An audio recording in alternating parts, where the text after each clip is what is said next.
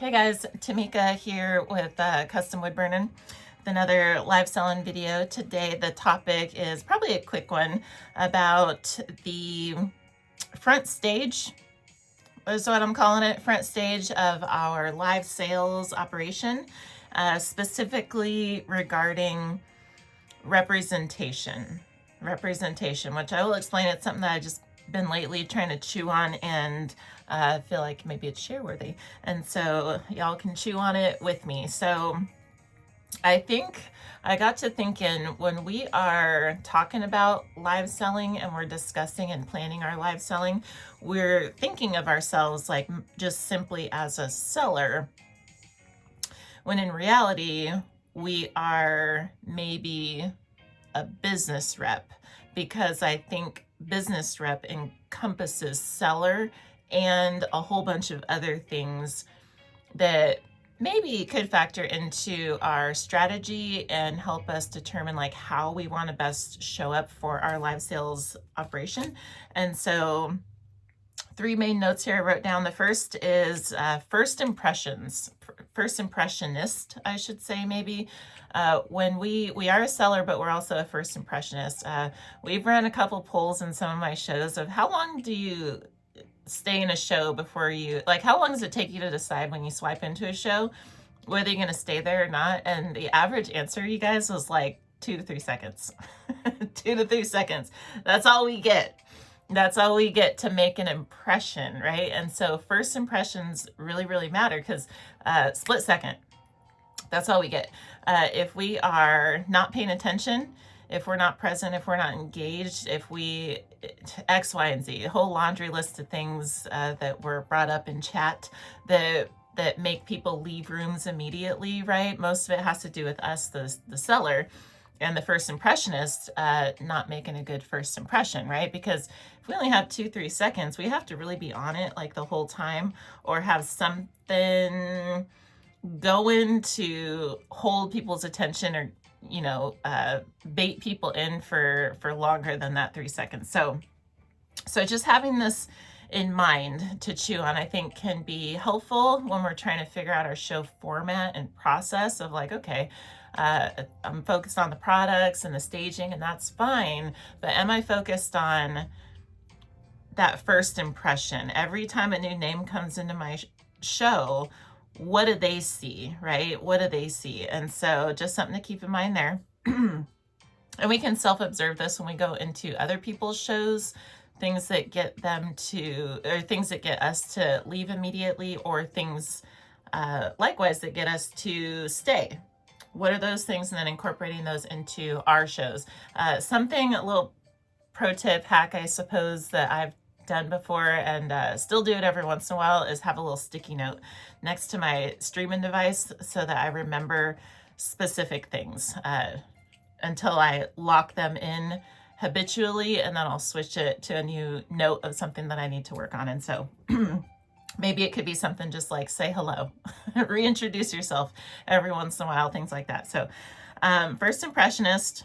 The next thing is all the hats. We talked about hats before with our little pie chart here, but sellers, expanding our role, the idea of what our role is, to wearing multiple hats. And so we said the seller is also a hostess, right? Welcoming folks in, this kind of thing. The seller is also an entertainer and a showman. Before folks are buyers, they are viewers. So we have to entertain in some way, shape, or form. Doesn't have to be hype. Definitely should be authentic, but we do have to entertain to some degree. It can even be like ASMR type of stuff. It doesn't have to be anything crazy, but it does have to be attention captivating to some degree, whatever it may be. A demo, it could be just chatting. I know it's hard when we're still trying to grow our room count, but something, it's got to be something. It could be storytelling, it takes practice, but no dead air. That's the main thing, is no dead air, but just incorporating something to grab people's attention and hold it. So first impression is grab people's attention, I suppose. Entertainment factor is like to hold the attention. So entertainer, is also one of our jobs, right? As a seller. Salesperson obviously is also a job, describing the products, showing them, this kind of thing, completing the sale, closing the deals. That's obviously part of it. Marketing is also part of it. Every time we are live, we are marketing, intentionally or not. Everything we say, do, or don't say or don't do contributes to our marketing, right? When we're shouting people out, when we're thank you for the raid, when we're introducing our elevator pitch, like all these kind of things. Are we sharing shows that we have coming up? All the things that we could be marketing. Are we marketing our business and our shows and our products and all of the things on our channel, right? Incorporating that in every once in a while. Customer service is also one of the hats that we wear. I think this gets overlooked because we think of it as a back end thing, which it can be for sure, and probably mostly is, but customer service is pretty significant, even if it's real subtle, of just someone asking a question and just how we respond. Could be something just like that. Can kind of, the tone that we choose can kind of say, ask me more questions. I'm here to assist, right? I'm here to serve customer service wise, or stop asking me silly questions. Like one of those two tones is gonna come across, and it matters, building trust and this kind of thing. And then we're also probably the owner. The live seller, live streamer is most likely also the owner. And so there's a lot of pros and cons with that, but and it's not all channels, and it's increasingly there's more sellers that are like hired, which is cool too. But oftentimes it is also the owner. And so it just comes with some kind of extra nuances. But in general, the first impressions, the hats, and all the hats is something to chew on, that like when we show up, we're showing up as all these things, right?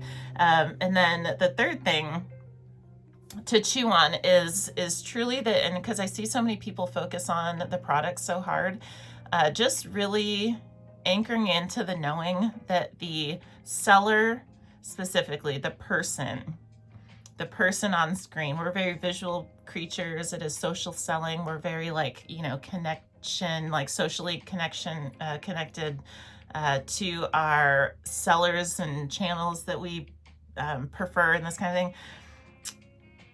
Streamers are the face of the business. They are the driving energy of the whole operation, And so knowing that can allot the proper amount of attention and energy and resources, maybe even, because if how we show up is 80%, say, of the buyer experience, then 80% of our focus and attention should be on self-development, for instance. And if only 20% has to do with products, then we shouldn't be giving 90% of our focus to our products, like that kind of thing. And so just something to chew on there, because the seller is who sets the tone, the vibe, the positivity, the what I write down, just the excitement, and defines the brand, right? And so if I'm selling, we see this, a lot of good examples in women's contemporary. If I was selling clothes, fashion, right? Women's fashion, like you better believe I ought to be dressed the part, right? Because it's not necessary, but it is a communication tool, right? If I'm selling luxury handbags, I may present a certain way. I may want to present myself in a branded way that matches luxury handbags. If I sell makeup and skincare, I may want to match that branding wise, like either with what I'm wearing, how I present myself, my hair, you know, pulled back. I want attention to be on my skin, maybe if that's what I'm selling. So color tones, just, you know, if I'm selling like, I don't know, kids clothes, maybe I want like some fun, like Crayola type colors. But maybe if I'm selling like earthy stuff, like maybe I want the darker, richer colors or something like that, for instance. And so the seller being the business rep, right? The representative, we represent in all these ways. And so I just feel like there's two takeaways. One is to just maybe expand I feel like more of us should expand our idea of what our role is in how we're showing up, because it's not simply just a seller. It is way broader than that. So like stepping into that.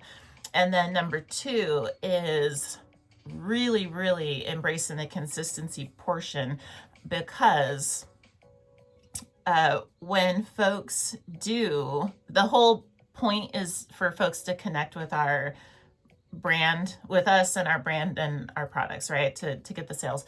And so when we do all the work to get, you know, form these connections, people are signing up for, subscribing to what they see. They're following and they're bookmarking because they like what they see, right? And so consistency is how we keep them, because when they come back, we've already made the impression. We've already sold them on who we are and our vibe, and we've already connected like that. And so when they come back, if we can be consistent, then it will reinforce that relationship over and over and over again. And so kind of defining these things and, you know, factor them into our process and how we show up, I think can be real beneficial for live sellers. And so that is the chew for today. I always try to keep these 5-10 minutes, and then they just end up longer, you guys. So maybe I should just change that to, okay, there's going to be 10 to 15 minutes. Either case, let's cap it here, you guys. I appreciate you watching. If you found value in this, please let me know by giving it a thumbs up, and also, let me know if there's any topics that we should cover, because we are going to be here every day for another almost 300 days talking about live selling. But for now, I want to thank you for watching, and I just want to say happy live selling, and I hope to see you next time. Bye-bye.